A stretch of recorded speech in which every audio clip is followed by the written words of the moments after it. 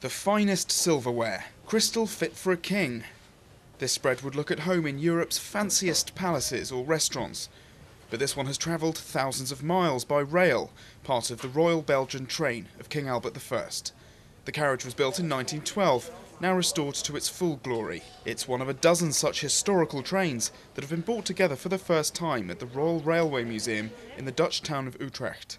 Transporting them from all over Europe was a challenging task. Some trains have come by rail. Austrian Archduke Franz Ferdinand's came from Sweden.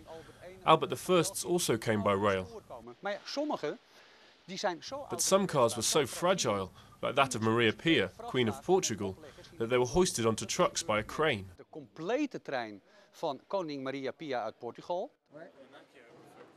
The oldest car on show belonged to the Queen Consort, Adelaide of the United Kingdom, built in 1842.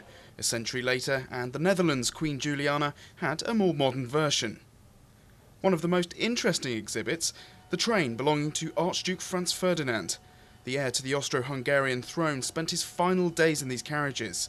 On arriving in Sarajevo, he was assassinated, triggering World War I.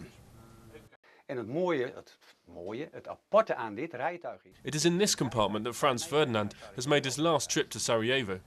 There is a macabre side to this story, because during this last trip, a power cut plunged the train into total darkness, and he used the expression, "It is as dark as a tomb in here."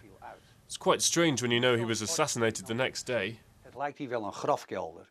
Nou, dat is wel heel bizar als je een dag later vermoord wordt.